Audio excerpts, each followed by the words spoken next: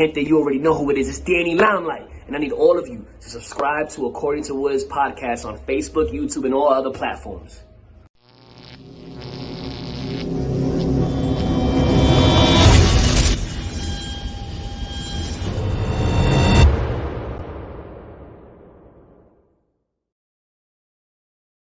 What's good, party people? This is According to Woods, and I have the honor and privilege of talking to literally one of my favorite people in MMA and combat sports. She is my perpetual road buddy when you could do such things, pre-2020. She is a interviewer and photographer extraordinaire, and you could see a lot of her work on FanSided MMA. She's the one and only Amy Kaplan, but as I affectionately call her, Scrappy Cappy. Amy, what's going on? Hey, how are you? Great, man. It seems like forever. Hey. Sorry. I got all the awkwardness out of the way now. Yeah, so we're gonna be good the rest of the hour long that we're doing this. Like, no pressure. But how are you? I am good. I am just trudging along, work from my home. Yay. Yeah, and it seems like forever ago where I think it was, I think the last time we saw each other was like the last LFA. No, actually, what? Combat Jiu-Jitsu at the Orpheum. That's right. Yes. Yeah. That was like before. Right before, yeah. Before. Yeah. Yeah, so obviously you've kind of cemented 2020 with a couple of cool things that you were able to do. You were in the Apex facility and saw that whole thing play out firsthand. It's just kind of cool stuff. And there might be, I played the promo of the Jiu-Jitsu Island, but you went to another island of sorts. I went to Fight Island. Fight Island was something I had. It was a bucket list thing for sure. Like, I wanted to do it. I didn't think I could afford it. It was very expensive, obviously. The way it worked out was, because of all the quarantining there so many days early before. So like, and you understand this, when we go to a fight, we can slide into Vegas like day of the fight and spend one night in a hotel and we can do it pretty cheap. You can't just slide to Abu Dhabi. You have to spend a lot of money, a lot of hotels, a lot of food, all that stuff. So I finally was able to get it done. I went out there. I went to, UFC 254. Is that right? I can never remember the numbers. The Khabib and Gaethje. Yes. And I have to say, like, if I were to give the whole experience an overall grade, I would give it a C. And I know people are kind of like, and I feel bad saying it because so many people don't get to experience it. And so I feel like I always hate when somebody's like complains about something I didn't get a chance to do, because I'm just like, oh, well, you got to do it. So, whatever. But it was a little underwhelming of an event. The event was amazing. The experience was underwhelming. I think like people don't realize when you're put on an island and you're told you can't go anywhere, how boring it gets so fast. And I get this like really bad stir crazy. Because the thing is, I'm a big traveler. I love to learn about cultures. I want to go see the city. I want to see the people. None of that. You're literally in the hotel. That's it. You go from the hotel to the venue, and there's a beach, but it's like not really a beach. Once you see the beach once, you're over it. Like, I don't need to go again. And I live on the beach, so like I don't care about the beach. It was just, I don't know. Like, I'm glad I went. I don't think I'll ever go again. Maybe I'll go for like a really big fight, but I wouldn't go for the Fight Island experience. So fans, you're not missing out on anything. I promise. Okay, that's fair. That's fair. And Craig Claiborne over on Facebook saying, "Rock on, Amy." Hey, Adam, what's up, Craig? Love that you're joining in. Thank you, good sir. But yeah, this is the one thing that I wish that the UFC barred from pro wrestling a bit, because like I remember as a pro wrestling fan, as a adolescent to teenager, where each event had its own set, right? And one thing that I saw just watching from home was UFC's ability in this like Zuffa era, because they did it like, you know, in the late 90s, early 2000s with the pyros and the stages and whatever. But like the UFC's ability to make everywhere in the world look the exact same. Like there was no differential between Fight Island and Apex. Like, Mm-hmm. you know, so. Yeah, I agree. And it's like, I've talked about that with somebody, because Bellator, I think, does a really good job of like creating an atmosphere. Yes. But I think Bellator gears their shows towards the fans in the stadiums, and UFC gears their shows towards television, even before when there were fans in the stadium. So for them to have some sort of, I mean, we don't even see walkouts on TV. Like that's weird. We lost that. Like you're right. They need to have something more, but yeah, you're absolutely right that there's not like any kind of differentiate. Like, and that's part of the reason why I'm sitting here, like not remembering the UFC numbers and stuff, because they all run together. I mean, it's like, there's no way to differentiate between the two or three or four or five of them. Yeah, I can only imagine. I can only imagine. But I mean, I kind of want to dial it back, because in terms of like, we kind of mirror each other in terms of our careers in, you know, MMA. I think you may have started, you know, maybe about 6 months, a year before me. You know, in a previous incarnation of an MMA website. I don't know if we could talk about it on air, but yeah. So, but I mean, we kind of came together because at the time, I essentially had done promo videos with Bosun Wang, a talented videographer, on Heinrich Wassmer and Daniel Rodriguez. And at the same time, you were writing stories on Heinrich and his kind of come up, and it's not just in MMA, but life in general. So, I mean, how did you get your start? My start is kind of embarrassing. I was working, and I'm sure you've heard this, working in entertainment news. I always wanted to be a photographer, and I was working as a photo editor, so I was purchasing photos. And I had a crush on this guy who did Muay Thai. Now, I'd never seen a fight before, didn't know what MMA was. All I thought of was that it was a no rules kind of thing, and you could do whatever you wanted. And I didn't know that Muay Thai and MMA was not the same thing. And so I got us tickets to a Bellator fight through my work, doing like as a press pass kind of thing. And I was like, oh, I'm going to impress him and take him backstage and do all, I didn't know anything. And then he flaked on me last minute. And so I was like, well, I mean, I got these tickets already and I'm kind of interested. I kind of like did a little bit of research to like, so I didn't look stupid when I went there. So I went and I took a bunch of, when I first got there, they had already started fighting. It was a Bellator 131, and which was T. Bonner. And I was so disgusted. I was like, I cannot watch this. I'm sick to my stomach. I was at cage site, so I was a photographer. I was like feet away from this. And I was like, oh my God, I can't do this. How am I going to get through this whole fight? So I started taking pictures, obviously. And I realized as I'm taking pictures that it wasn't as terrible to me, because I felt like there was like a separation, you know, it was like I was like watching it on TV rather than it right in front of me. But then like as the night went on, I just started falling in love with it. And it was like, it was immediate.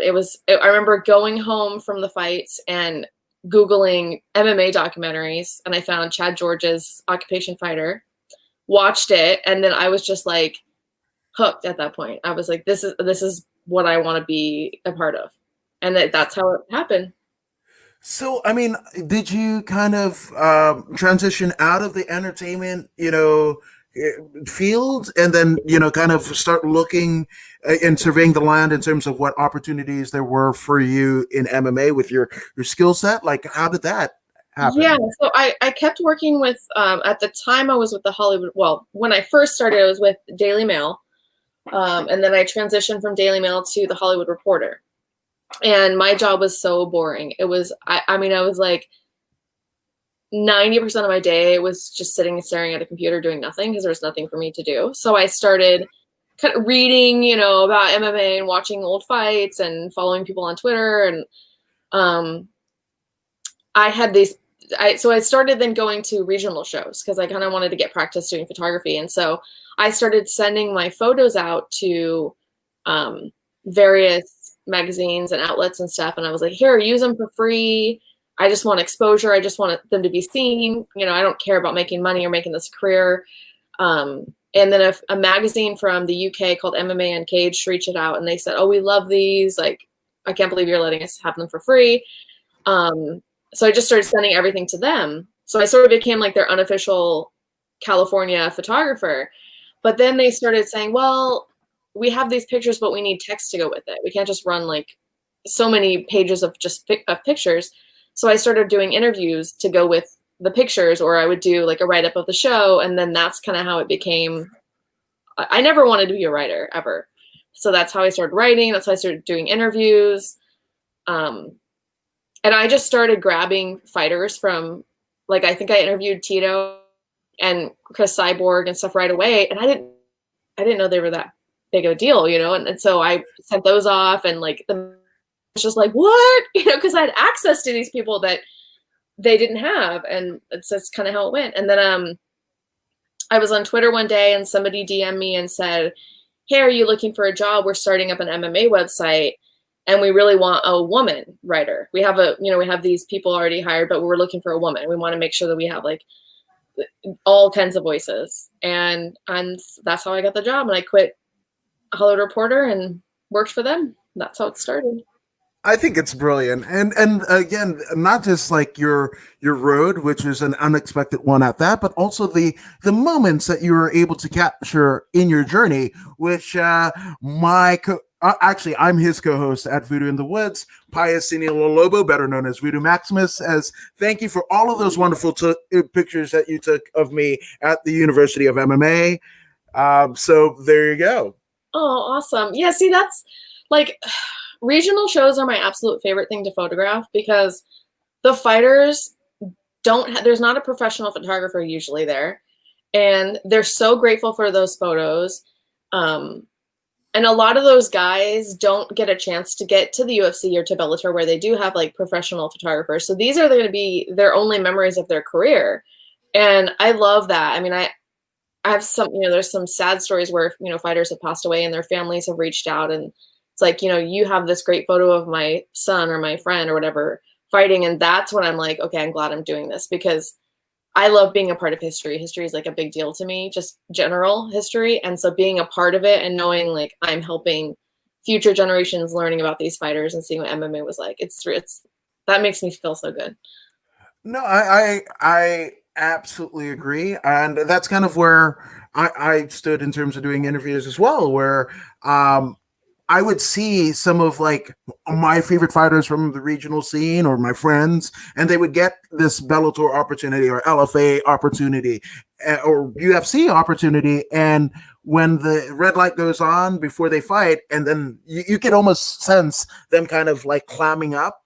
Mm-hmm. And I'm like, what if, obviously their coaches, their training partners are gearing them up for the fight, right? But why don't I be like the coach kind of, in terms of their whatever their persona is, or getting comfortable in front of the camera. So when they get that big spot where all of their hard work has basically been a culmination to work for, like they will be as comfortable. Like, I've done 1,000 of these with Woods and everything like that, mm-hmm. This is nothing.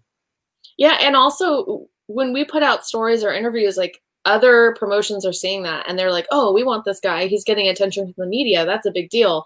So I feel like even just giving them that one interview or two interviews really helps them. They have something they can take with them and show like, hey, look, here's an interview with me and I can pass it along. And I don't know. I think we help them. I hope that's how they think of it. Yeah, I want to say that, but they help. I've felt so much more enriched by doing this than outside of being a husband and father. I think that would be it. If something should happen to me tomorrow, I would like, somebody to tell my wife and kids like, oh man, I remember when Woods did this and whatever. And that's that. So that'll be my legacy that I would leave to them. It also kind of in your vein of like, being historical, Yeah. Yeah. I feel like I'm a historian. Yes, absolutely. Absolutely. And Pius says, what's up, Woods? What's up, Voodoo? and Jesse Velasquez says, legends. You are, sir, young legend in training, former IFS champion of MMA. So did you have a moment where you were like, hey, like this is, I mean, beyond that first Bellator that you went through, where you were like, okay, like I feel comfortable doing this? Because obviously, I mean, it wasn't a completely different skill set. It was where you were trying to position your life via your hobby in photography, but like this is where you were going. But was there a moment where you kind of feel maybe, I don't want to say like accepted, but for the lack of a better word, like this is what I'm doing. That's Amy, and that's what you're doing. Yeah, actually, I do remember, like, because like you said, photography I kind of felt comfortable in anyways, but the writing aspect was more, and the reporting aspect was a part where I was like, I don't know if I'm doing this right. Like, do the other outlets look at me as a respectable journalist? Like, if I were to break some news, would they believe me, kind of a thing? It's like, that's when I felt like I was really accepted, was when I broke the news of RDA and Tony Ferguson fighting in Mexico. And immediately it blew up, and like every outlet picked it up, and they all reported it, and they all credited me. And that's when I was like, okay, I guess that answers my question. So like, I remember that moment being really excited. And I was with Champions then. That was the website we were saying we weren't sure if we could talk about. We could talk about it. And I just remember even my editor just being like excited about it, because we were a new website. That was the first news that I think we broke at all. And for other websites to recognize not just me, but Champions as a whole was really exciting. We all relished that moment. That was a really cool moment. I think that's amazing, and a win for the team, which again, this is something that we see attending MMA, that we're fortunate enough to do, attending MMA events and everything. You see the team win. It's not just the fighter, but it's just like there's significant other that wins because there's, an opportunity that they have to maybe purchase a house or what have you. It's the coaches and seeing their game plan kind of enlisted, and it's a winning game plan, and there's validation there. So I could only imagine what it wasn't just a win for you, but like the entire Champions team that were, at that point, you guys were on an upward trajectory, but still fledgling, so that had to be incredible to be able to share together. Yeah, it was awesome. I still, like, all those people that work there, when we run into each other and stuff, it's always just like, oh, we all miss it so much. I think we all really, really enjoyed that time. It was a really, really special time. We lasted a year. For people who don't know what happened, we did so well that the website decided to sell us because we were that viable. So we kind of like shot ourselves in the foot a little bit. But,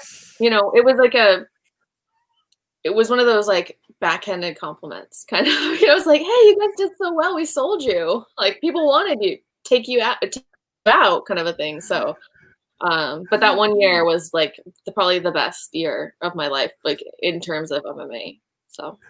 No, it was, I mean, definitely. Well, it's kind of one of those where like too big too soon, you kind of figure that out. But I mean, obviously, 2020 was a weird year, right? And one thing that I like to, kind of touch on is when people kind of take an L in life, Champions essentially getting sold out.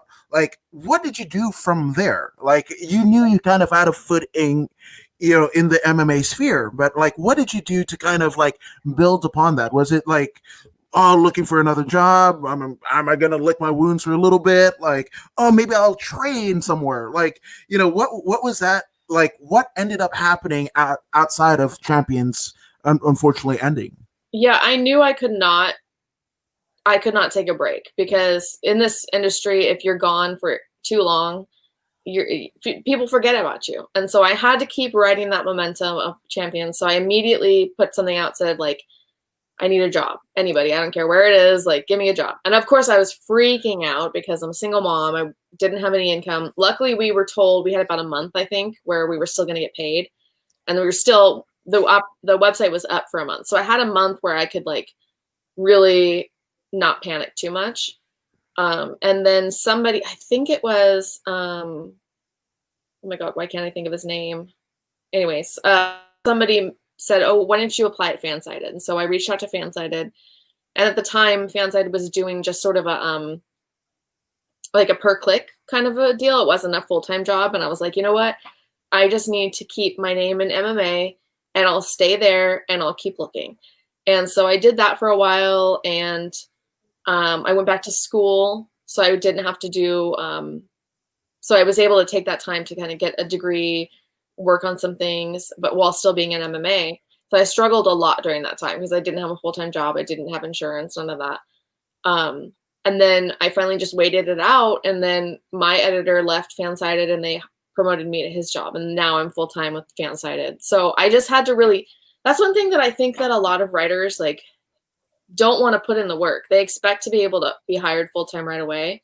And you just can't, like that just, there's not enough jobs. You have to show them that you want the job. And a lot of people will disagree with this, but you have to show them that you want the job bad enough that you'll do it for whatever it pays, so that you can prove to them you're worth it. You're worth paying what you did, what you're asking for, and that you're dedicated. Because so many people, I see so many writers come in through FanSided that write like 10 stories for the first week and then they just disappear because they're like, that's not worth it. It's not enough money. It's like, but you didn't put any time in yet. Like, I don't know who you are. You haven't paid your dues yet. If you stick around, then you show me you're good, then I'll start giving you the interviews, and then I'll start taking you to events. And like it, you have to build on it. You can't just expect to be handed a full-time job right away. Yeah, and that's the thing is, when people see, a picture or like a big name, and they just automatically assume like, oh, it's so easy, right? And it really isn't. It almost takes, a phrase that I like drawing upon is something that I saw in middle school where on the bulletin board, it said, it takes a lifetime to become an overnight success. And that's exactly true. Even more so true in this deal where there aren't a lot of full-time jobs, in MMA, one.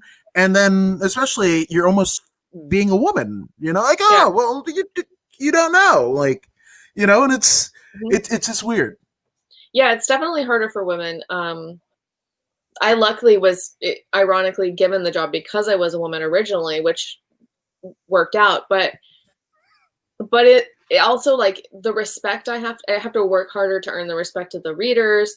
I have to work harder when I'm at a, because I can easily get lost in the shuffle. I have we were talking about this off camera. I'm a little bit shy when it comes to interviews and stuff. It takes me a minute to kind of build up my confidence. And so when I'm surrounded by men, that confidence goes whoop, like even worse. So it's hard for me to speak up and ask questions in groups like that. And I'm just recently started to get more into doing that. And it's difficult to be heard as a woman in the sport.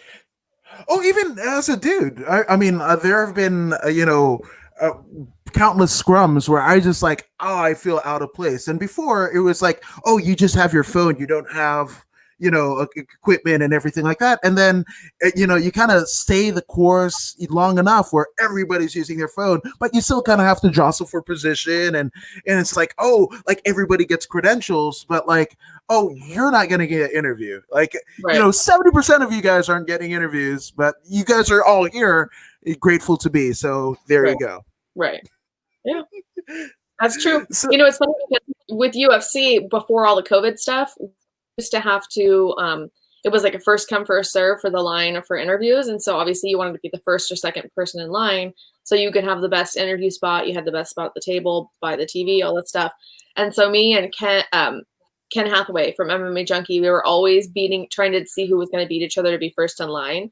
But to be first in line, we had to arrive 2 hours before check-in.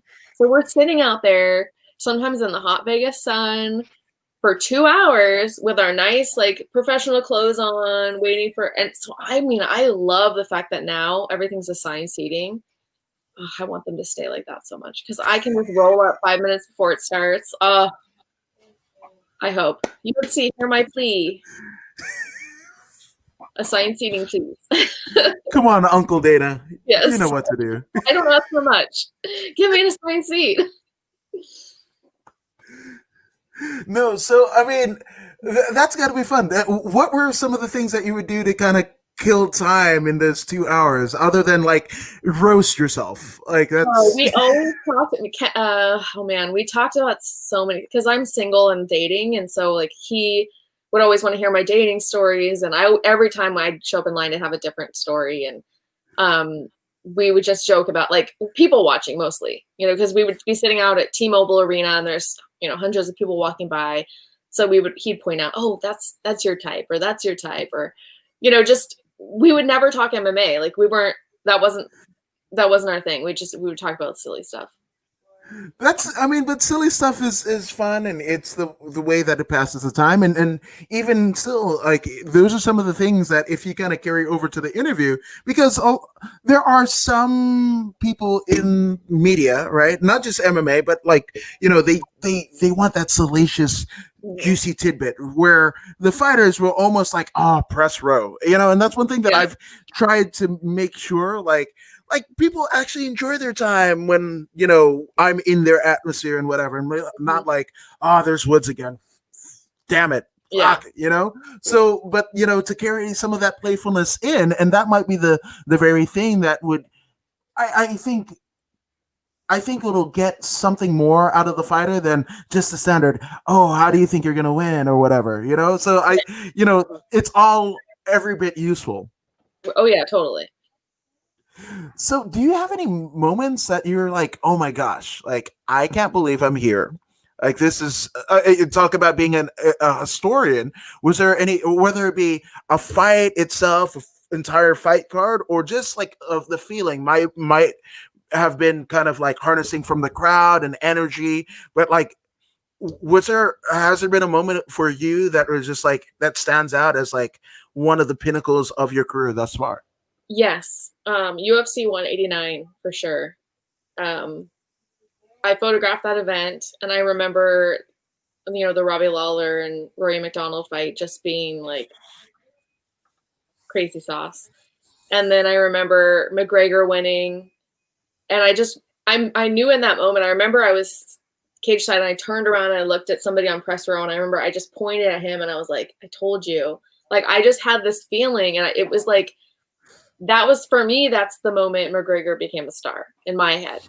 And I also remember another event where it was the UFC Denver, and it was Korean Zombie and Yair Rodriguez. Yes. And we were on media row, and we were writing up that, you know, because we're obviously trying to get our stories out first. So we're pre-writing everything, and it's like the last 10 seconds, and we're like, okay, well, obviously, you know, Korean Zombie's going to win this. So we're all writing our headlines, looking down at our computers, writing that he won this decision, blah, blah, blah. And then all of a sudden the crowd starts screaming, and we just kind of like, every media member was looking down at their computer. We all missed the up elbow that knocked out Korean Zombie. And we all were just like, for a moment, we're looking at each other like, what happened? What happened? Because it was the energy and was enough that we knew to look up. And it was, when we watched the replay, we all just went, oh shit. And we all just went, delete. And it was like the crazy, because we even were like, we all were just celebrating amongst ourselves, like, whoa, that's so crazy. I can't believe we missed it. Like, looking back and forth. And like, I mean, that was a moment that so for that moment, I learned never pre-write a story. You can't wait, even like, because it was like, what, a second before the fight ended? It was crazy. So yeah, that was a really cool moment. I mean, it's cool, you know, in terms of an atmosphere deal, but then from a professional level, like, all the shit that I just wrote, like, I have to delete. Yeah. Like that. Terrible. You know, I have an embarrassing story about pre-writing something. Okay. So I always pre-write. So whenever I do a fight recap, I'll write you know, the background and stuff. And then as the fight's going on, I'll fill in what happens during the fight. But at the very top, I write out the results. So I put, as a placeholder, I'll put like, so-and-so defeated so-and-so via blah, blah, blah, so that I can fill it in really quickly, and it'll already be pre-written. But then, of course, I adjust it as the fight's going on. Well, when the Khabib and Conor thing happened and all hell broke loose, I forgot to change my placeholder, and I published the story, and it said Conor McGregor defeated Khabib. And it was up for like 15 minutes before I realized. And I was like, oh my God, it was time to go put my right? But the very first line of the story said Conor McGregor. So after that, I was like, no more placeholders, just putting XXX defeats XX. I mean, like, I can't. that was a really embarrassing moment.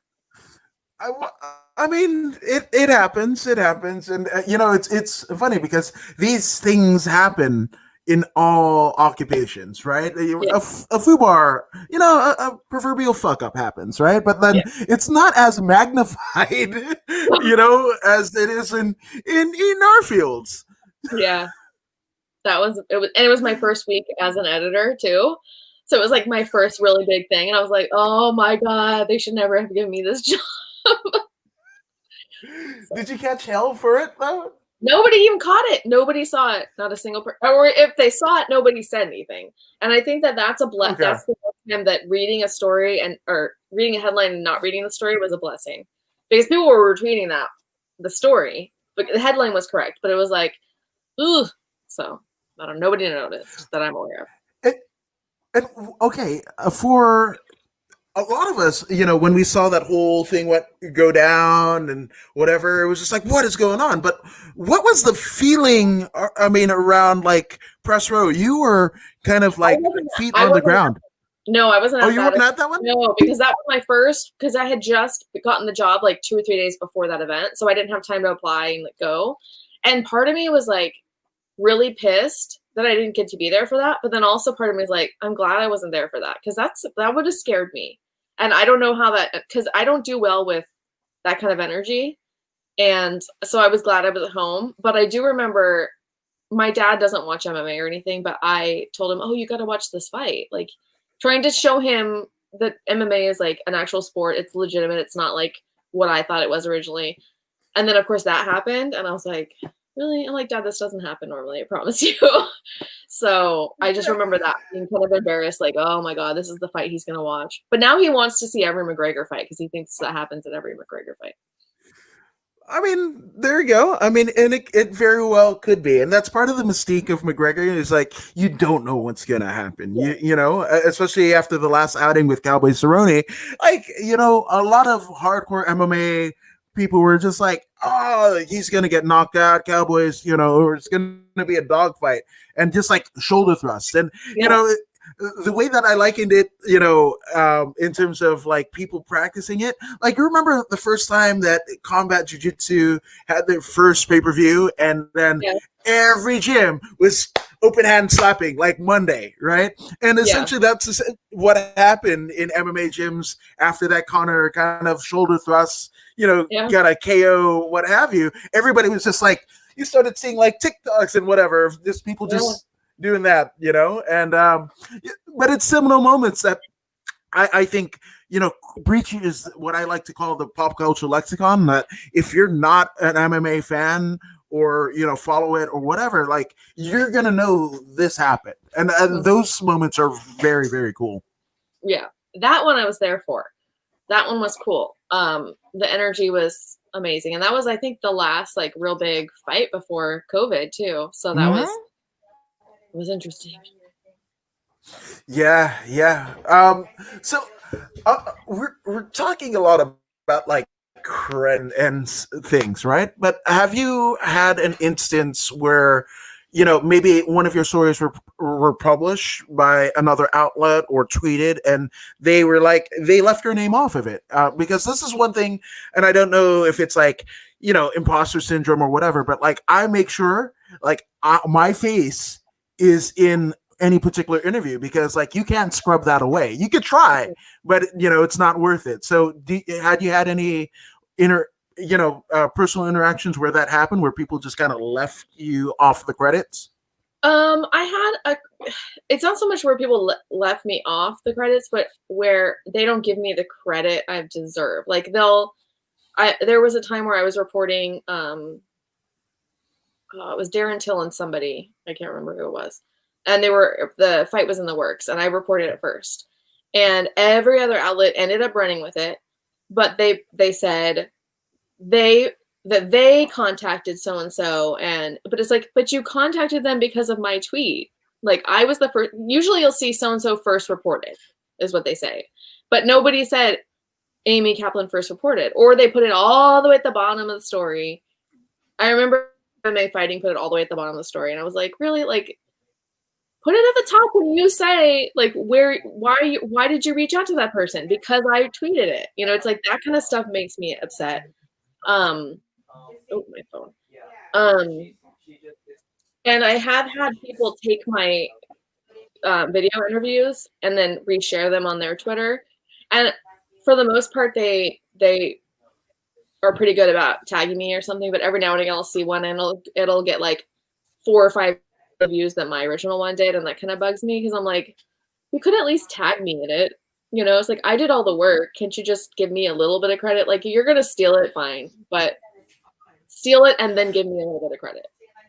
I don't know. Yeah, no, and it's weird, right? Because for an artist, right? Because that's essentially what it is, right? Is it's your art that is basically being appreciated, by the masses, but it's so fast, right? Like imagine if Picasso had to, basically put out all types of works like on a minute by minute, hour by hour, week by week basis, and it's just like that's unprecedented, right? And the insatiable kind of like lust for media, and it's made it that way that you actually have to be on top of everything like in every waking second.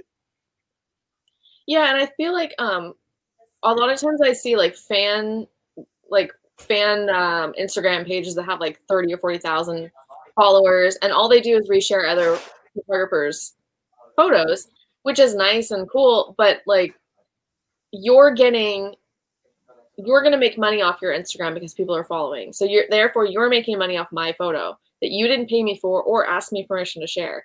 Like if you give permission, 99% will say yes. Give me credit, share it. But if you're going to just steal it, then that's where I'm going to come in and be like, no, you got it. And I'll report it and take it down. So it's like, it's a principle thing too. It's like, this is how I make my money. And I hate the whole, but I'm giving you exposure. Like, but how am I making money from that exposure? I'm not. You're sharing it to fans. Fans aren't paying me for photos. Like, how does that help me? They're following you, not me. Yeah, and exposure bucks, that's a thing? What? Yeah, I can't pay for exposure. Wouldn't it be cool if, though? I mean, exposure became the new Bitcoin, that would be cool. Every follower, you get $1. Yes. Oh, man. Dude, then I would have a shitload of nickels is what I've got. Now, in terms of like gratifying, pieces of work, right? Do you have something like, whether it be a photo you took? Obviously, to pick a favorite photo, I think it's unfair because all of them are essentially your babies, right? Something that you've painstakingly curated, right? But do you have something that was particularly gratifying for you, whether it be an interview or a picture that you took or a story that you wrote that you're like, okay, that's cool. Like I would actually read that if I wasn't a fan. I would actually look at that, and that's a piece of art. I did a photo series at Bellator that I was really proud of. That took a lot of work to get it organized. I did it. It was before and after. So I did the fighters like seconds after they stepped off the scales at weigh-ins, and then seconds after they finished their fight, and I put them side by side, and that was really fun. Because it was cool to see the difference in like the weight and the personalities. Like you could see, like, I remember, oh my God, who was it? One of the fighters, one of the headliners had his sunglasses on at weigh-ins. And I was like, can you take your sunglasses off? And he's like, no. And I was like, okay, it's weigh-ins, I'm not gonna bug you. And then afterwards, he saw me after and I asked him for another picture. He was like, yeah, he's like, oh, sorry, I was a dick to you yesterday. I'll take glasses off for this one. And his face was just totally different. All excited he just won. So that was really fun just to like put those photos together. And I got to see a different aspect too, because that was through Bellator, and Bellator let me go backstage. So I got to be set up right next to the doctor. So I got to see them all get stitched up, and then they came right over to me. So it was just a really cool, different aspect I got to see from where they had me set up. It was where they brought the fighters out before they went to their walkout. So seeing them like seconds before they got to go into the cage with just their coaches, no fans, nothing, it was real quiet. You get to see a little bit of difference. And I think that whole experience was really cool. And I would do that every show if I could. That, that's absolutely cool, and that's one thing, that I think the casual fans do not appreciate, in the sense that, the how much that the weigh-in plays into the fight and rehydration. And I've seen, like, fighters, in their gyms, in their, like, locker rooms or whatever, or just like people trying to lose weight, and they'll have a fighter, like, at weigh-in, with all of the muscles and whatever. And it's just like, no, what you don't realize is they're close to death. Yeah. Like, they've essentially extracted all of the liquid in their body to make weight and what have you, and it's just like, that's not a good positivity thing, man. And so, not naming names, have you seen a particularly scary instance of, like, a weight cut gone wrong?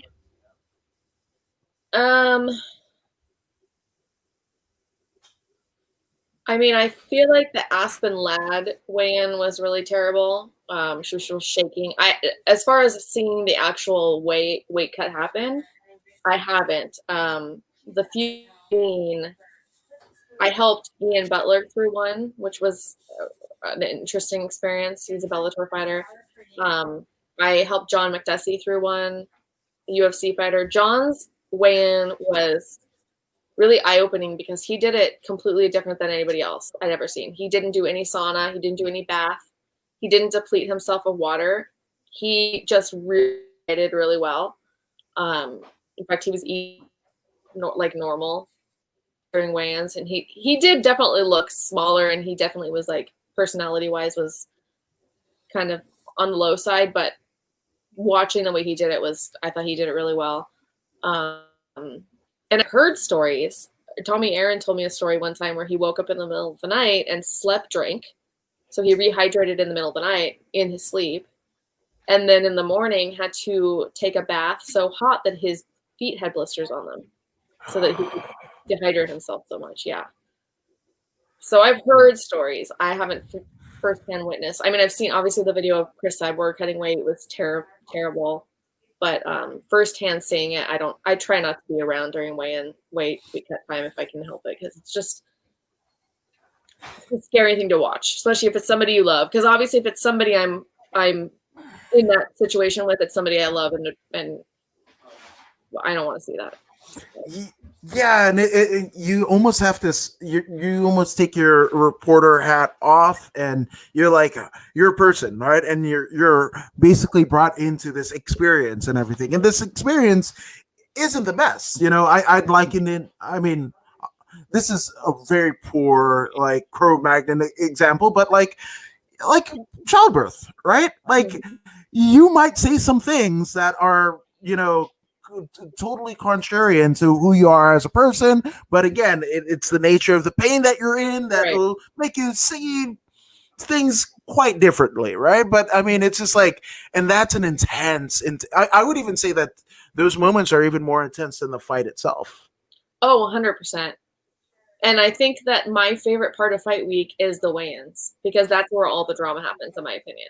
If they make weight or they don't make weight, because the fight's obviously awesome, but there's just something special about weigh-ins. And I did, with John McDessie, I followed him for 48 hours. So I stayed with him for the complete 48 hours before weigh-ins and filmed it all, talked to him, filmed every bit of it.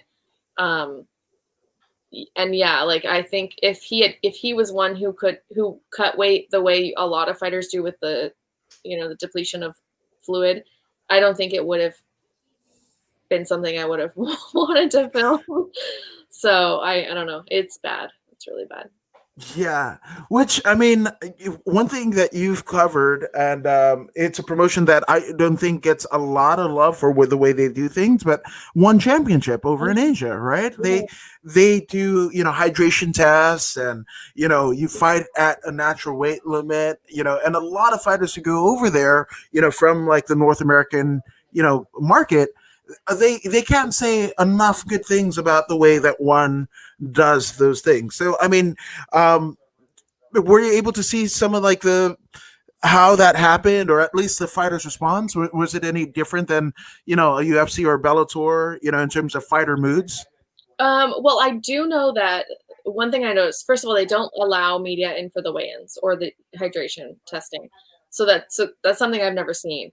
But what I do know is when I was there for the Tokyo card, the one that they had the 2 fight cards in one day, they had them doing their hydration test, and then we were all the media were just in the hallway outside the room, and then they just brought us around to do the interviews, and we were all just sitting around doing the interviews there. And they were all, I mean, in a mood, you could never do that at UFC. They would be like, where, I don't want to do this. I don't want to talk to you. I want to eat. I want to hydrate. They were all willing to talk. They were all happy and laughing. I mean, it was, so you could tell there was definitely difference in terms of weight cut, but I have never seen any of the weight cutting stuff that they do or the hydration things that they do. I know I just Chatri. There's so many things that guy is doing right that I wish, like Coker and Dana kind of borrowed from him a little bit, in terms of fighter treatment and all that stuff. But I mean, it is what it is. And that's what makes, even the organizations of MMA, right? And that's one thing that, by going to local shows, like I love doing was, this concept of like, okay, fighters, MMA, like, is it done in a ring versus a cage? Is it done in a ballroom or, kind of like a gym with like that rocky grittiness and what have you? And just like, this is essentially how, this is an artist creative, right? We've got, media people, we've got photographers, we've got people who organize the event, the promoter themselves, the venue. There's so many mitigating factors, but all of us are artists, right? Trying to emit the best, like in our eyes, version of the sport. And it's just like, those are the things that make it unique, right? Because again, this concept of MMA, 2 people fighting, but how that happens in the terms of engagement, they differ quite greatly from show to show. Absolutely. And I think too, even like I have things I like about each one that the other one doesn't have. Like when I go to one championship, I really love the sportsmanship. Like there's no trash talking. There's none of that. And I love that. I love that it's just like, this is just a sport. Like we don't need to sell it in any other way. And then I love the UFC almost for that exact opposite reason. I like that there is the drama and I like the storylines and I like that the UFC does such a good job making us interested in their fighters. And then with Bellator, I think that their production, their walkouts, they have fun. Like there's a lot of fun on at Bellator. So, and I love that they have like a bajillion fights in a night. Yeah, absolutely. Which to cover them, you really have to pack a lunch. Like that's like get everything in order because it's almost it's definitely a feast for the eyes. It's this whole kind of experience. Yeah, I love Bellator. I miss Bellator. I want to go to another Bellator soon. Yeah, they've got the residency at Mohegan Sun, right? No. Is it called Mohegan Sun? Yeah, I want to say it is in Connecticut. And I can't remember what it's called. Connecticut. Is that the one? Yeah, absolutely. Okay, yeah. Mohegan Sun, Connecticut. Okay. I don't know why I was thinking Mohegan Sun. I was thinking of the one with the M here, Morongo. Morongo, yes. I was like, no, it's not a Morongo. Yeah, no, I've been to their event too. There at that venue, that was a cool experience. I want to do that again.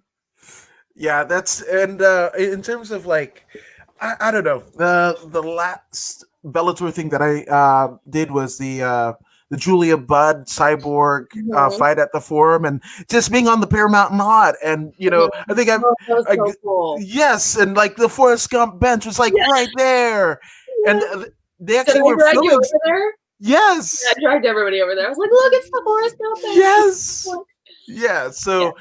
Yeah, those are some cool moments. Addis says, "Aim fam," and much love, guys. You guys are awesome. You are, sir. And my little baby's coming up soon. He will be the next world champ. Yes, he will be. Congratulations, Addis, to you and the family. That's incredible news, my man.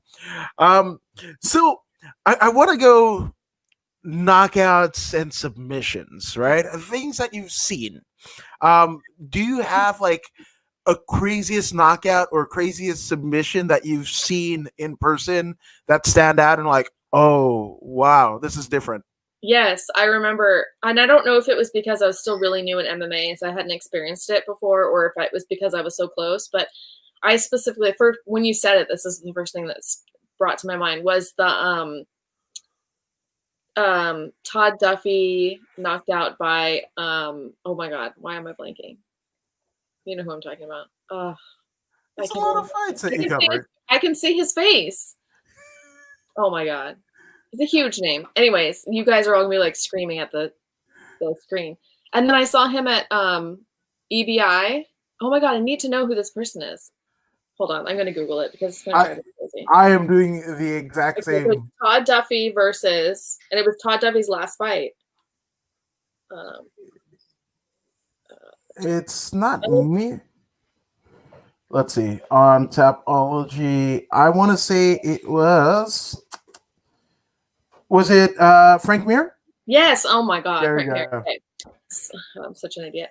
So I saw him so anyway, so when he knocked him out, I legitimately thought that Todd Duffy was dead. Like I legit was like, I put my camera down, I stopped taking pictures. I thought, oh my god, they're gonna bring a body bag in here. The sound of him hitting the canvas was something I'd never heard before. And I remember I saw Frank Mir at EBI like 3 or 4 years later, and I don't know how I got the balls to do it, but I was like, dude, I photographed that fight and I thought he was dead. And Rick goes, me too. And then right after that, he sat down in a chair, and the whole, it was like old theater seats. Yeah. But they weren't attached to the ground, and he sat on the seat, and the whole thing fell over. I feel like you were there for that. You remember that? No, I think the only interaction that I had with Mir was, and it was crazy. I think I and Harvey from Epic were in a conversation with Frank Mir and Tito Ortiz on the floor of the Forum before the Tito truck card, which is weird to me because I graduated from Inglewood High, had my high school commencement ceremony at the Forum, and went to the Limp Bizkit concert like in '99, where Tito was introduced by Fred Durst and got like barely a golf clap. So I was like, hey, you remember that? And he was just like, and he was so cool. He was like the coolest cool. Tito during that whole run. Yeah, Tito was awesome. Actually, Tito was one of the first like big names I interviewed, and he let me come to the gym. He actually was leaving for the day and he waited. He had his kids in the car, and I was like, oh my god, he's like waiting for me. I thought that was really nice. So I know that Tito gets a lot of shit, especially right now, and his message is crap, but I will remember him being good to me. So that means something to me. Yeah, there's even a promo that was done right before that card on my Instagram at a WWE pay-per-view, and he cut a promo on Chuck Liddell at a WWE event on my Instagram with me, which is That's cool. That's cool. Yeah. Now, submission. Oh, okay. I mean, the first one that comes to mind was at Bellator when Chad George, and this is before Chad became a friend of mine, when he had, I can't remember the guy's name, in a Von Flue choke. Von Flue choke, yep. And so the guy was out, and the referee was like, no, he's not. And they started arguing. And I remember I caught a really good picture of him arguing with the referee. So I thought that was a really cool submission moment.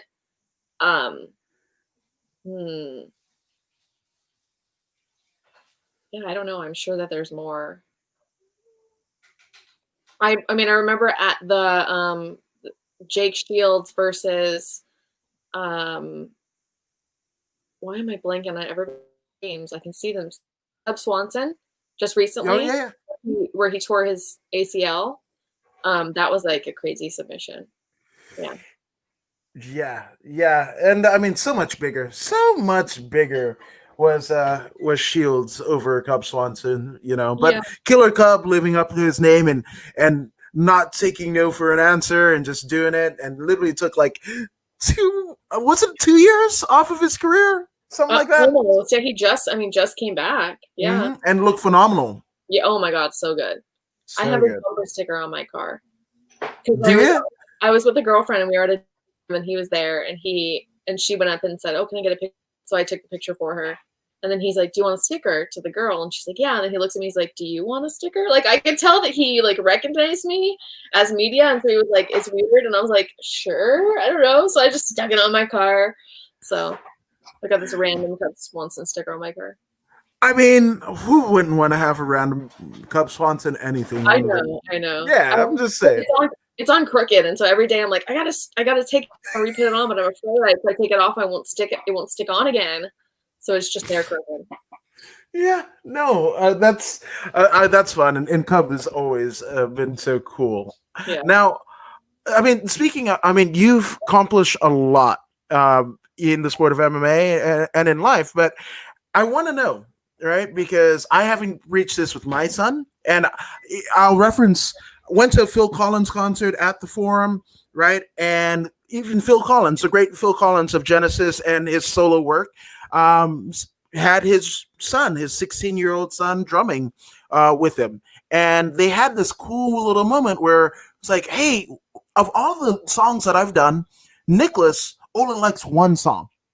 And it's an obscure Genesis song from 78, and we're going to play it. And it was a cool little tender moment, father and son, what have you. But even Phil Collins, to his kids, is just, dad, right? Mm-hmm. So you have a son, Kevin, and he's wonderful.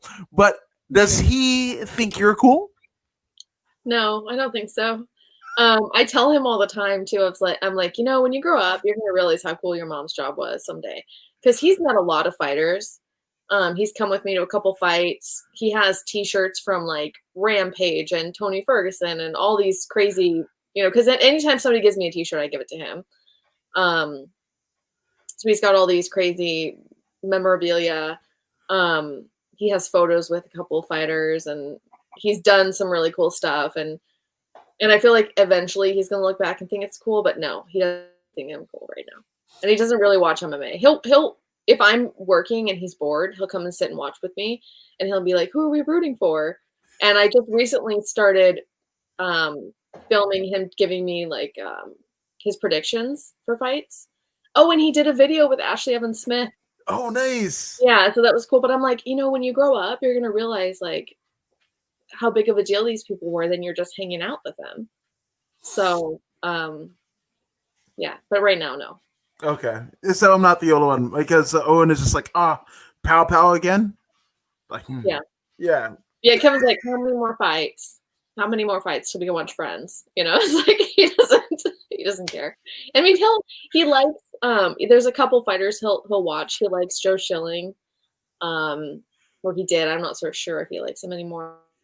He'll watch like a Connor fight. Like he thinks Connor's funny.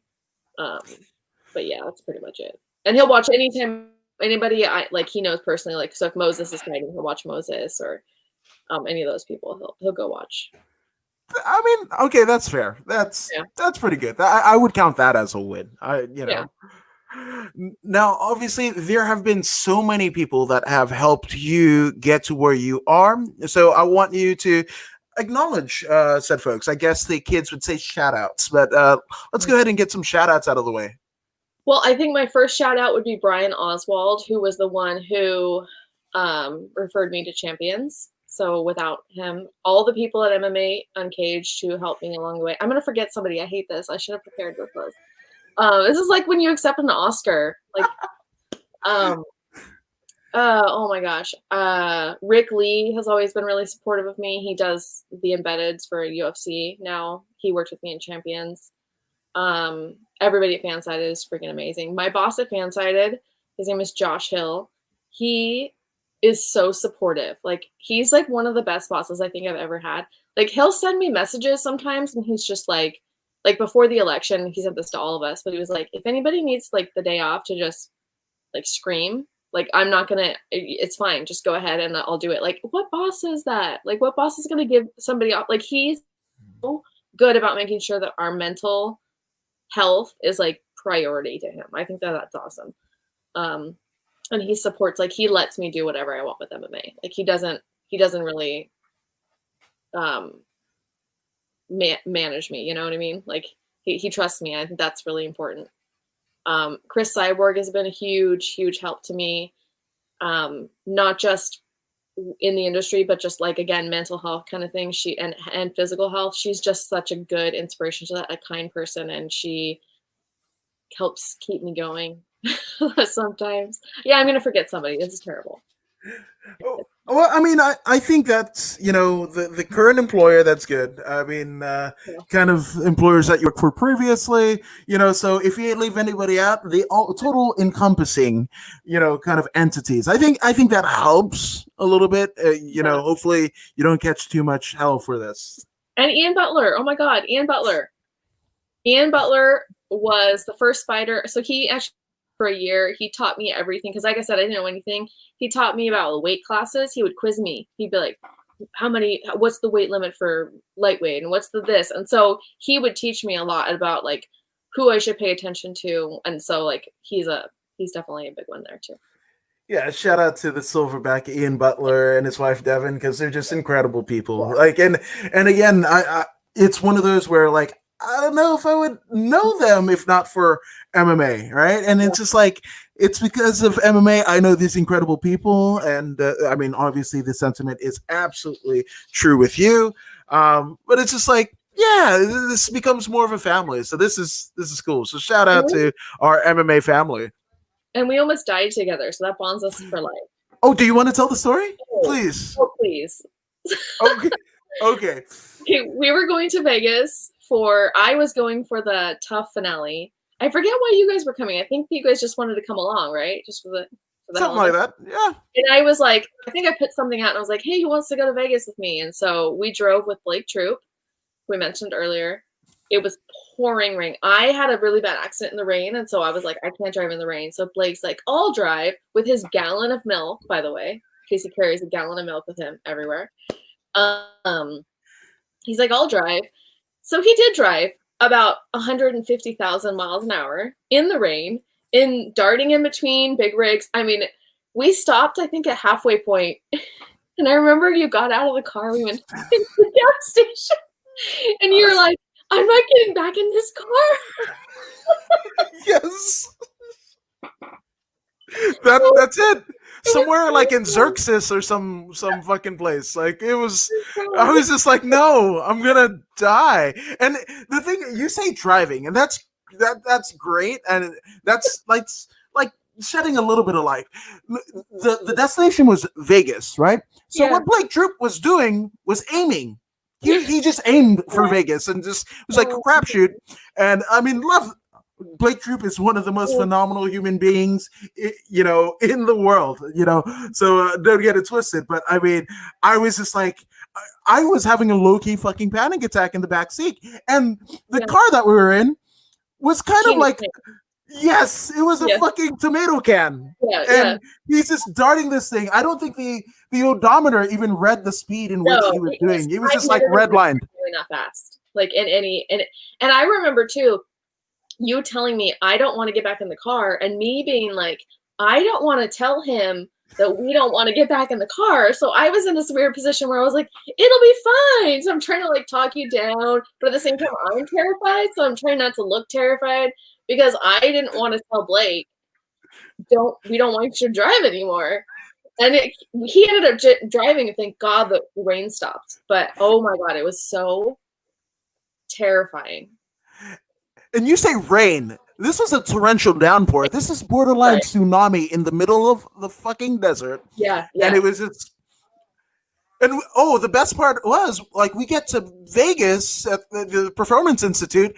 We're talking to Justine Kish. I was like, oh, you let Blake drive. Yeah. How'd that work? Oh no. Yeah. That's right, you guys. That's why you guys were going with me. But I also remember too, like, we were so terrified of this accident. So then you guys dropped me off, or I dropped you guys back off of Blake's car, and then you guys actually get into a car accident. This is facts. The crazy thing after I got the car. Yes, and not just that, but Blake, we got T-boned. Like, Blake was in the right. He didn't cause this at all. He was going at, like, we were like at a stoplight. The thing just had turned green, and we're coming into the intersection, and bang, there's somebody ran a red light and whatever. So, like, of all the times that we could have gotten into a crash, it's after. So I think you might have had some angel wings, you know, God. Just saying. I think you had like foreboding. Is that what it's foreboding? I think that, yeah, foreboding of what was to come. Yeah. Yeah. So I mean, that's it. But I will forever and a day love Blake Troop, because there was I guess we'll tell this story. My first real credential was at a Bellator media day. Yes. Okay. And it was at one of the native casinos, either Pechanga or Morongo. Mm-hmm. And I, growing up in Inglewood, you know, didn't partake in a lot of the Mary Jane-esque things, right? And I was like, I'm a good boy, right? So Blake, you know, we kind of ride together, but I arrive at his house, you know, and then we were going to go drive, you know, 2 or 3 hours to the native casino. Yeah. Well, he's like, hey, bro, like, I've got a new sponsor, Cushy Punch, and it was like edibles. And in my mind, I was like, okay, 425 milligrams. I'm good with words, but not with math. But Joe Rogan says Joey Diaz has a 500 milligram, and that's way too much. So I'm all like, whoa, 25 is way less than 500. I'm good. On an empty stomach. Pop one in, we go, and we're at an In-N-Out. I can't remember where. And we're having this intellectual conversation, because that's what Blake is. Not only this like pugilist and commentator for pro wrestling and whatever, but he's an articulate college degree spouting pugilist, right? So we're having this intense conversation and whatever. And then he looks me dead in the eyes. His pupils got very, very little. And he's like, bro, I don't even know what you're fucking saying. I'm high as hell right now. And it was almost like an airplane turbine had just fucking went in my face. And I was like, oh, and he's 3 times the size of me. Yeah. And he's the driver. Yeah. Wait, all I know is oh yeah, no. Yeah. So all I know is the fact that we somehow got there. He had his leg injured from a fight the previous week and whatever, but I couldn't be found for 4 to 6 hours, missed the event completely, and I fell asleep, as Michael C. Williams says, under the Bellator cage. Like, I fell asleep there, and all I knew was like I couldn't remember how to use my phone. It was like you pulled a John Jones. Yeah. Oh, yes, I did. I didn't, and I was also kind of weary on peeing under the cage as well. So there's that. Yeah. So that cage was christened. I love that story, because like if anybody knows you, it's like so not you. Like the whole story. I know. But the one time, and it's like I trust, and I still trust Blake, and it's like whatever. Yeah. And the cool thing about Blake Troop is he lives about 45 minutes or 2 hours, depending on traffic, from me. He delivered me safe to my wife. Was talk my wife down. He's like, I was like, oh, I have an empty stomach. I'm hangry, and that was my reasoning for my altered state of mind and whatever. And he goes, bro, and I think we were like on a vertical escalator and shit at the casino. And he was like, bro, you need to tell her you're fucking high. You can blame it all on me, but just tell her you're fucking high. Yeah. Like, so again, Blake is just a wonderful human being.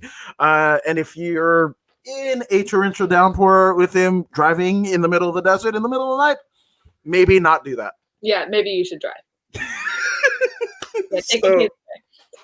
Yeah, exactly. That's the thing with Blake, though, is like he's a protector. Like we were fine. It was terrible, but we were fine. Like he wouldn't have done that if he didn't feel secure and safe doing that. Like he wouldn't have done anything to put us in danger, but it was still terrifying. Yeah, no, he's of all the things that he's got in the works, that's the one solace that I had was like, he's not going to want to kill himself with all the shit that he's done and accomplished in life. Like he's not going to want to end that. And I, by de facto, I'm in the car with him. So him not dying is me not dying, is the Amy not dying. So I'm going to live to see my kids graduate, hopefully. That was amazing.